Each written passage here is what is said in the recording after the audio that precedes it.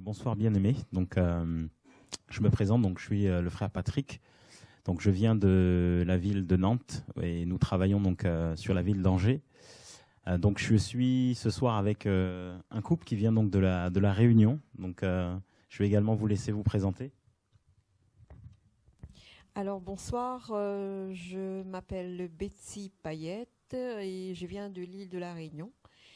Et nous sommes de passage à Évry pour parler de Jésus et de donner des explications comment Jésus a changé notre vie. Oui, bonsoir frères et sœurs. Moi c'est Johnny Payette. Je viens de l'île de la Réunion. Je suis TV de vie et sur YouTube depuis pas mal d'années. Le frère Sora nous a tellement touchés avec cet évangile pur et de la vérité. Et nous nous sommes permis, ma femme et moi, de venir directement à Évry pour qu'on puisse encore être équipés encore pour l'île de la Réunion. Et on va ouvrir un truc à la Réunion, c'est-à-dire Jésus-Christ pour l'île de la Réunion. Amen. Voilà. Amen. Donc moi je bénis le Seigneur en tout cas pour ce moment. Parce que donc à la base, effectivement, je viens des Pays de la Loire. Et ce qui se passe, c'est que je travaille donc actuellement sur Paris pour 10 jours. Donc je rentre dimanche et puis j'avais à cœur de venir sur Évry. Et puis le Seigneur a permis en tout cas ce moment. Donc sans plus tarder, on va partager quelque chose. On va partager quelque chose dans Matthieu 25 à partir du verset 1er. Donc j'avais à cœur de partager cela. Donc Matthieu 25 à partir du verset 1er, c'est un passage que beaucoup connaissent, voilà, qu'on connaît tous, en tout cas lecteurs de la Bible. Donc c'est la parabole des 10 vierges. Et on nous dit, voilà, dans Matthieu 25 chapitre 1er, on nous dit alors le royaume des cieux sera semblable à 10 vierges qui, ayant pris leur lampe, allèrent à la rencontre de l'époux. Donc nous savons tous que voilà notre marche chrétienne aujourd'hui, si nous avons accepté le Seigneur, si nous sommes là ce soir et si voilà chaque jour nous nous efforçons voilà à œuvrer, à marcher, à nous sanctifier, à craindre le Seigneur, c'est parce qu'effectivement il y a la rencontre avec l'époux qui nous attend.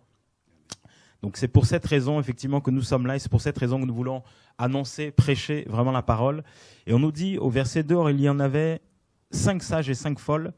Les folles ayant pris leur lampe ne prirent pas d'huile avec elles, mais les sages prirent de l'huile dans leur vase avec leur lampe. Et comme l'époux tardait à venir, verset 5, elles s'assoupirent et s'endormirent toutes. Or à minuit il se fit un cri disant « Voici l'époux, viens, allez à sa rencontre ». Alors toutes ces vierges se réveillèrent et préparèrent leurs lampes. Et les folles dirent aux sages, « Donnez-nous de votre huile, car nos lampes s'éteignent. » Mais les sages répondirent en disant, « Nous ne pouvons pas vous en donner, de peur que nous n'en ayons pas assez pour nous et pour vous. Mais allez plutôt chez ceux qui en vendent et achetez-en pour vous-mêmes. » Alors pendant qu'elles allaient en acheter, l'époux arriva. Celles qui étaient prêtes entrèrent avec lui dans la salle des noces, puis la porte fut fermée.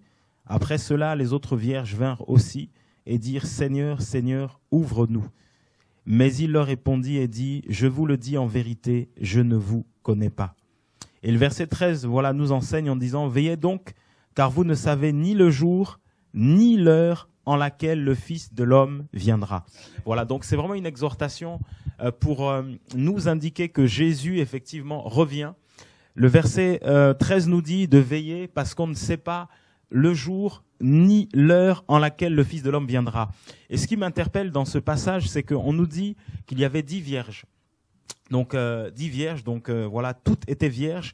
Et en fait, c'est aussi le symbole de l'Église aujourd'hui. On a 5 vierges folles et 5 vierges sages.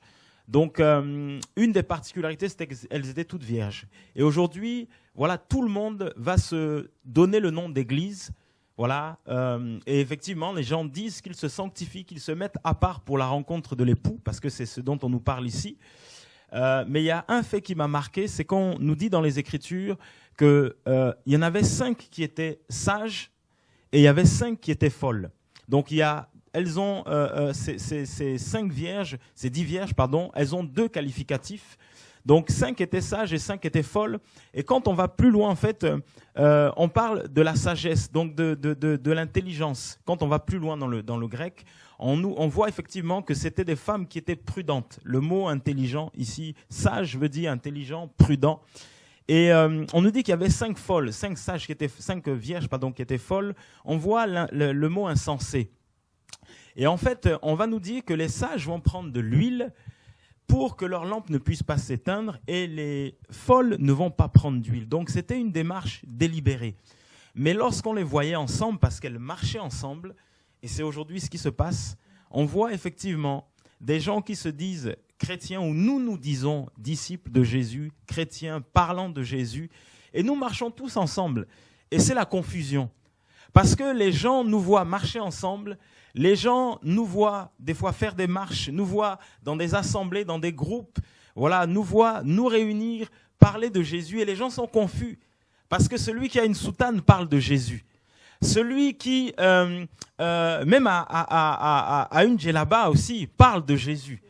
Celui, effectivement, qui va faire un baptême par aspersion parle de Jésus. En fait, on parle de Jésus, de Dieu, partout. Je vais même dire Dieu, parce que les gens ne parlent pas de Jésus. Ils parlent de Dieu et ils essaient de mélanger le nom de Jésus. Et dans l'église, voilà, qui se dit évangélique, qui se dit protestante, ainsi de suite, voilà, on va parler de Jésus, mettre en avant Jésus. Mais la question que l'on se pose lorsqu'on lit ce texte, c'est est-ce qu'on parle vraiment du même Jésus? C'est la question qu'on peut se poser. Parce qu'elles étaient toutes vierges, mais il y en avait certaines qui avaient pris de l'huile et d'autres qui n'en avaient pas. Et les femmes prudentes avaient de l'huile pour que la lampe ne s'éteigne pas. Et aujourd'hui, les gens qui se disent parler de Jésus, eh bien, beaucoup aujourd'hui emmènent le peuple dans la confusion. Et c'est ça, en fait, ce qui est terrible. C'est terrible parce qu'aujourd'hui, les gens ne savent plus vers qui aller. Ils n'ont plus confiance. On rencontre des gens qui se disent « J'étais dans telle assemblée, j'étais dans tel endroit. Au début, ça marchait bien. Au début, j'étais touché. Je voyais effectivement que la parole était prêchée avec vérité, avec puissance. Et au fur et à mesure, quand je me suis approché des hommes, j'ai vraiment vu que le mobile pour lequel ils prêchaient le nom de Jésus n'était pas vraiment Jésus. » Certains ont découvert que c'était pour la gloire, ont découvert que c'était pour l'argent, ont découvert que c'était pour attirer simplement des foules et derrière les détourner et faire des lavages de cerveau. Certains pour avoir des femmes, avoir des hommes, et c'est le bazar, c'est le mélange. L'apostasie. Et c'est ce qu'on voit ici, bien-aimés. Un groupe de 10 vierges, elles étaient vierges, la particularité, donc la pureté, entre guillemets, elles étaient sacrifiées, séparées. Mais derrière, le Seigneur va révéler quelque chose, c'est qu'elles avaient 2 natures. Et ce qui est encore plus merveilleux, c'est que peut-être qu'effectivement elles marchaient ensemble, mais à un moment, il y a eu un événement qui a fait que la séparation arrive. Il y a eu un cri. On ne nous dit pas qui a crié, mais il y a eu un cri, nous disent les Écritures. Et lorsqu'il y a eu ce cri, c'est à ce moment-là qu'on a vu effectivement, comme nous disent les Écritures, vous verrez de nouveau la différence entre ceux qui me servent et ceux qui ne me servent pas. Bien-aimés, il y a un moment où il y aura un cri. Il y a un moment où effectivement notre Dieu fera la différence. Et au moment où il y a eu ce cri, on nous dit que celles qui n'avaient pas d'huile, n'avaient pas emporté de l'huile, sont allés voir celles qui avaient de l'huile pour leur dire, donnez-nous aussi de votre huile. Bien-aimés, lorsque le Jésus est là avec ses enfants, ses fils et ses filles, et qu'on marche avec lui, il emmène la différence. Parce que ceux qui marchent avec Jésus, ils ont l'huile et leur lampe ne s'éteint pas. Parce que la gloire du Seigneur rayonne, la puissance du Seigneur rayonne. Les gens voient, les gens entendent, les gens palpent la présence de Dieu. Et lorsqu'il y a eu ce cri, bien-aimé, c'est à ce moment-là que, effectivement, il y a eu séparation. Les lampes des vierges folles, commençaient à s'éteindre. Donc, elles arrivaient dans les ténèbres, elles rentraient dans les ténèbres, alors que les lampes des vierges sages commençaient à rayonner. Quand le Seigneur pousse son cri, bien aimé, quand il y a le cri, l'appel, eh ben, on voit les véritables enfants de Dieu qui commencent à monter, et on voit ceux qui sont avec une parole falsifiée, une parole mélangée, qui commencent à rentrer dans les ténèbres. Parce que notre Dieu est un Dieu de justice. Il est le soleil de justice. Et ce qui se passe à la fin est terrible. C'est que les vierges sages, tellement qu'elles étaient fermes, elles connaissaient leur identité, elles connaissaient qui elles avaient, elles savaient qui elles étaient. Eh bien, elles ont dit, nous ne vous partagerons pas notre huile. Bien aimé, lorsque nous avons la véritable huile, nous avons la véritable présence de Dieu en nous, on refuse le compromis, on refuse de partager à des personnes qui n'en feront pas bon usage ce que le Seigneur nous a donné. Parce qu'elles savaient qui elles étaient. Elles savaient ce qu'elles avaient. Et un véritable enfant de Dieu, partout où il va, parce qu'il a cette lumière, il a cette huile avec lui, il a cette lampe. Sa parole est lampe à nos pieds, lumière sur notre sentier. Elle est entretenue par la prière, sa présence. Elle est entretenue par la méditation, la lecture de la parole, par la crainte de Dieu, par la mise à part. Et à ce moment-là, le Seigneur arrive et il prend son église, les vierges sages. Et lorsque les folles arrivent, il dit, je ne vous connais pas. Et c'est terrible. Et vraiment, je bénis notre Dieu parce qu'on est dans un temps où le Seigneur va montrer la différence. Et pour les véritables enfants de Dieu qui ont cette lampe, avec cette huile, cette lampe qui ne s'éteint pas, lorsqu'ils sont au milieu de ceux, effectivement, qui falsifient la parole, tout de suite, ils sentent, ils savent, et le Seigneur leur donne le discernement, leur montre qui sont réellement ces hommes-là. Et c'est pour ça que dans Genèse 12, le Seigneur va dire à Abraham, il va lui dire de quitter son pays, sa patrie, va pour toi. Il est parti pour lui sauver, il a sauvé sa peau, sauvé sa famille, bien aimé. Et lorsque nous marchons avec le Seigneur, on doit savoir qu'il y a un temps où la séparation arrive. Ce temps-là est sur terre, mais ce temps-là aussi va se passer lorsque le Seigneur reviendra. Il y aura séparation entre ceux qui le servent réellement et ceux qui ne l'ont pas servi. Voilà, je ne sais pas si vous avez quelque chose à compléter. Vraiment, je sais que le Seigneur vous parle, vous avez des choses à dire. Que Dieu soit béni. Moi, personnellement, quand vous parlez comme ça vous donne aussi, quand vous parlez l'évangile, ça me remet tout de suite avec des versets bibliques qui correspondent à ce que tu dis. Amen. Surtout quand on dit, la parole dit bien, priez sans cesse pour ne pas tomber dans la tentation. Amen. Parce que le malin, le diable, il va toujours mettre de notre pensée, de notre tête, des mauvais pensées justement pour nous éloigner de Dieu. Et quand nous écoutons les 10 vierges, ça revient à peu près pareil parce que les 5, ça représente un peu aujourd'hui qui sont les 5 du monde. On parle de Dieu, on parle de l'évangile, et les évangiles disent bien, n'aie pas honte de mon évangile. Jésus le dit bien souvent, avec des apôtres, il le dit bien. Mais aujourd'hui, ce que moi, ça me touche en parlant de ça, parce que, comme tu dis, on sait qui est vraiment les enfants de Dieu, et qui sont pas. Et quand tu parles de l'huile, ça me fait penser au frère Sora, quand il dit qu'un enfant de Dieu, plein d'huile d'onction, quand le malin, le diable veut l'accaparer, ça glisse. Amen. Parce que l'onction, l'huile est là. Amen. Ça glisse. Donc le diable ne peut pas accaparer un enfant de Dieu. Amen. Parce que Dieu, il est puissant. Amen. Et nous, notre but, justement, à travers ces évangiles, cette huile d'onction, qu'on l'a, personne ne peut nous atteindre. Amen. Et le Saint-Esprit est là pour nous. Amen, amen, amen. Je ne sais pas si tu veux compléter. Alors moi, je vais compléter avec justement les 5 vierges folles et les 5 vierges sages. Amen. Ça nous donne aussi une idée de la vie d'un chrétien. C'est vrai qu'on n'est pas parfait, mais il faut avoir la crainte de Dieu. Parce que nous sommes de passage sur terre et demain, il faudra bien sûr repartir et ça sera là, au moment du jugement, là on verra vraiment notre vraie identité en fait. Amen. Parce que nous oublions beaucoup par rapport à tout ce que le monde nous propose. Le monde nous propose tellement de choses et qui étouffent la parole de Dieu, qui étouffent l'âme de l'homme. Et il faut que les femmes et les hommes ont la crainte, surtout la crainte de Dieu, et se dire que nous sommes de passage. Et pour avoir la vie éternelle avec Jésus un jour, il faut marcher droit. Il faut connaître qu'est-ce qu'on veut. Vraiment, il faut connaître qu'est-ce qu'on veut, puisque demain, il sera trop tard. Demain, il sera vraiment trop tard. Amen. Amen. Et le verset 5 nous dit effectivement que comme l'époux tardait à venir, elle s'assoupir et s'endormir, on dit toutes. Donc effectivement, on est effectivement dans un moment de confusion ou confusion totale.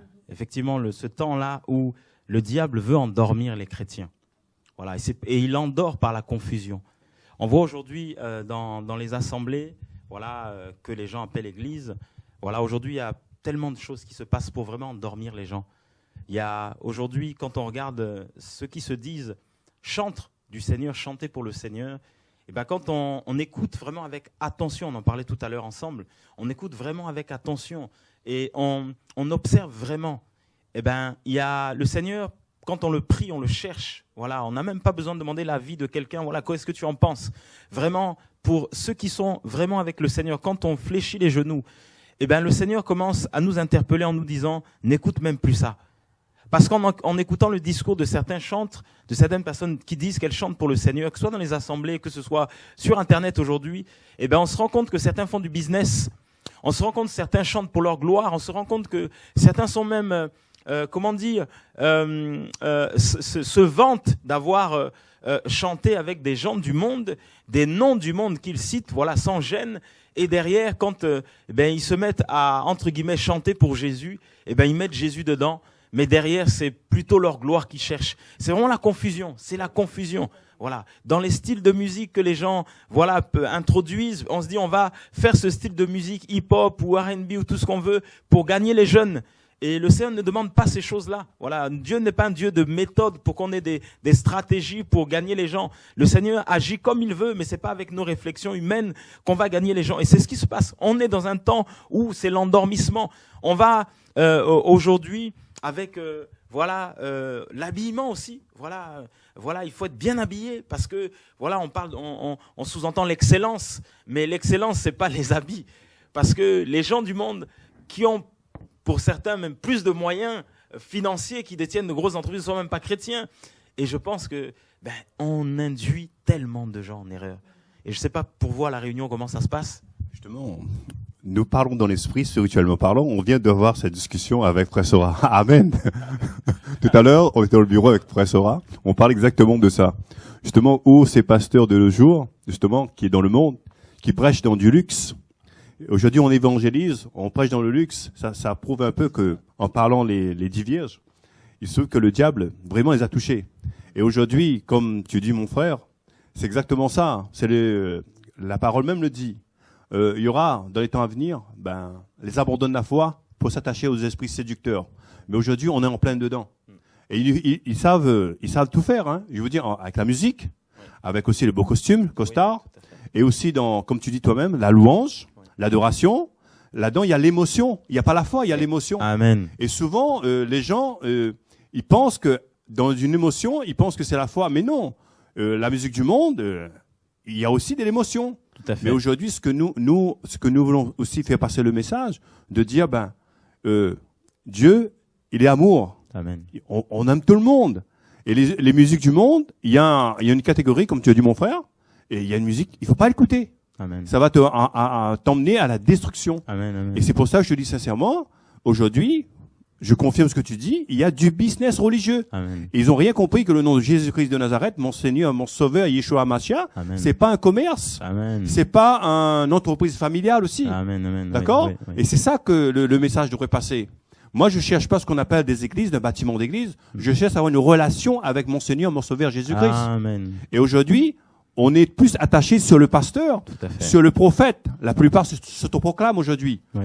Si vous voyez bien à travers le monde, tout le monde est prophète aujourd'hui, tout le monde est pasteur. Tout à fait. Mais les vrais hommes de Dieu, comme on dit dans la parole de Dieu, est-ce qu'il y en a encore? Je pense pas, il y a pas trop. Pas trop. Il y en a, on peut compter sur les doigts.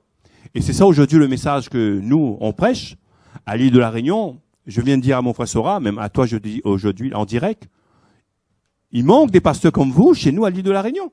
Des pasteurs qui prêchent l'évangile vrai. L'évangile où on détourne pas. C'est ça le vrai message. Mais je sais, ça agace, ça énerve les autres églises. Pourquoi? Parce que l'évangile, il est pur. Et si je me trompe pas, dans l'Apocalypse 22, on dit bien, ne rajoutez rien à mon évangile et ne retirez rien. Amen. Et c'est biblique, c'est écrit. Tout à fait. Et aujourd'hui, ce qu'on fait aujourd'hui, on rajoute, on remet. Chacun lit son petit verset biblique qui lui correspond. Tout à fait. Il essaie d'endoctriner les gens avec ça. Exactement. Comme tu as dit tout à l'heure, frère, surtout aujourd'hui, il y a ce qu'on appelle l'église de la prospérité. Tout à fait. Ne vole pas Dieu, emmène l'argent en sachant que tout appartient à lui. Tout à fait. Et aujourd'hui, il y a trop d'églises aujourd'hui où il y a la dîme, il y a l'argent derrière. Et pourtant, dans Matthieu, on dit bien, donnez avec joie, donnez avec cœur. Amen. Amen. Amen. Soyez bénis. Soyez bénis en tout cas. Voilà, je ne sais pas si tu voulais aussi dire quelque chose sur ce qui se passe à la Réunion Oui, également. ben justement, je me rapproche un petit peu de ce que le frère Johnny disait. Maintenant, on ne voit plus pour sauver les âmes, mais on voit ces églises qui s'ouvrent beaucoup à l'île de la Réunion ou même ailleurs. Hein. Oui. Maintenant, c'est le compte en banque. C'est devenu un business, c'est devenu une entreprise, et on oublie l'élément principal, ben, c'est sauver l'âme de cette personne Amen. pour que cette personne soit gagnée au Seigneur. Alléluia. Et voilà, et puis c'est argent à tout vent. Il y a enveloppe pour telle chose, enveloppe pour telle chose. Et à un certain moment, nous-mêmes, enfants, en tant qu'enfants de Dieu, on est perdus, puisque les enfants, les hommes et les femmes du monde, quand ils voient ça, j'ai eu même une réflexion d'une collègue en me disant, oui, je veux venir vers Jésus, mais si c'est pour venir à ton église et pour être dépouillé, venir dans une église pour être dépouillé, je préfère rester dans le monde. Et moi, ça me blesse. Tout à Ça fait. me blesse. Parce que je me dis, ben, c'est une âme à gagner pour notre Seigneur Jésus, pour notre royaume, futur royaume. Mais quand ils entendent ben, des enveloppes à gauche et à droite, Exactement. et voilà, tout ce qui se passe aussi sur le net, ils voient tout ce qui se passe sur le net ou ailleurs, ben... Voilà. Après, il y a aussi ce qu'on appelle les organigrammes de l'église familiale et Ouais, amis. Exactement. Ils n'ont même pas eu l'appel. Il y a beaucoup d'hommes qui n'ont pas eu d'appel. Avec le mentor, avec une formation avec le mentor, il devient pasteur aujourd'hui. Oui, tout à fait. Et ils n'ont pas eu l'appel. Et c'est ça le grave problème aujourd'hui à travers le monde. Tout le monde devient pasteur avec une école biblique payante. Tout à fait en plus. Et dans la parole, il dit, mon frère, on connaît bien la Bible aujourd'hui. Quand les scribes disaient à Pierre, d'où vient cet enseignement, homme du peuple? Et Pierre n'avait pas d'enseignement, il n'y avait pas de diplôme. Tout à fait. Il avait ce qu'on appelle le Saint-Esprit. Amen. Aujourd'hui, il n'y a pas ces hommes-là. Aujourd'hui, il y a un mentor, et le mentor aujourd'hui est devenu plus grand que Jésus. Parce que les pasteurs prophètes aujourd'hui ont un grand respect avec le mentor. Et quand vous voyez Jésus-Christ de Nazareth, mais c'est comme s'il est petit dans le monde. Mais ils ne savent pas que Yeshua Mashiach, c'est notre Dieu. C'est lui qui est au-dessus de tout. Alléluia. C'est ça, il faut que le peuple de Dieu comprenne aujourd'hui. Amen. Un pasteur, un prophète, il est comme nous. Mais Dieu, Jésus-Christ, c'est lui le plus grand. Alléluia. Amen. Donc vraiment, c'est encourageant vraiment de partager en tout cas ces choses-là et de savoir que nous avons une rencontre qui nous attend. Cette rencontre, voilà, elle se traduit effectivement par ce cri, effectivement, que nous entendrons. Et cette rencontre se traduit aussi, effectivement, par la fin de la vie. Voilà, on doit vraiment savoir que nous allons quelque part. Et certains qui pensent qu'ils vont rencontrer Jésus, si ils se retrouvent dans cette situation des vierges folles, n'ayant pas la présence de Dieu, n'ayant pas accepté Jésus, mais ayant accepté des organisations, des institutions, comme tu disais, ayant accepté, même adhéré à des pasteurs, ayant copiné avec des pasteurs, ayant pris des cartes de membres, ou ayant même se disant parce que mon père, mon frère, mon oncle est pasteur, ben je suis sauvé, ou mon mari aussi est pasteur, mon mari est chrétien, tout simplement, enfant de Dieu, je suis sauvé. Il faut juste qu'on sache que il y a une rencontre qui nous attend. Une rencontre nous attend, et prêchons ce Jésus-là. Frère, ce que tu dis, c'est extraordinaire. Je parle souvent à des pasteurs à l'île de la Réunion concernant le peuple de Dieu. Dans la parole de Dieu, c'est écrit « petit troupeau ». Et aujourd'hui, les pasteurs cherchent quoi? Les grands rassemblements. Amen. Et qui dit grand rassemblement, dit beaucoup de dîmes, beaucoup d'offrandes pour eux, C'est personnellement. ça, exactement. Et c'est ça le problème aujourd'hui. Jésus vous dit « petit troupeau ». Et le petit troupeau, ça veut dire bien petit troupeau. Et la Bible dit bien « large est la porte et étroit ceux qui vont rentrer ». Mhm. Il y aura beaucoup de candidats de très pédélie, beaucoup de candidats et très peu d'élus. C'est ça que les gens n'ont rien compris aujourd'hui. Ils cherchent des grandes cathédrales, des grands auditoriums. C'est ça. Ils cherchent ce qu'on appelle le show américain. Je dis, il n'y a pas de show américain. Jésus, ce n'est pas un show. Amen. Et je ne cesse pas de dire aujourd'hui, n'ayez pas une relation avec pasteur prophète, comme mon frère a dit. Ayez une relation avec Jésus. Amen. Ayez une relation avec le Saint-Esprit. Amen. Et surtout, la parole nous dit bien, même dans Samuel, il vous dit bien, laisse la Bible à la portée de ta main. Lis matin, midi, soir. C'est bien écrit. Et l'onction, le Saint-Esprit va monter et monter, monter. Plus que tu es dans la parole, plus que tu vas connaître la vérité. Amen. Et c'est ça, on t'empêche de partir. Soyez bénis, mes frères et mes sœurs. Soyez bénis en tout cas, que le Seigneur nous dirige, nous conduise. Et vraiment, cherchons à avoir cette huile et que lui seul nous donne ce discernement. Et sachons-le, quoi qu'il en soit, notre Jésus marquera la différence. Soyez bénis. Bonne soirée. Amen, amen. Amen.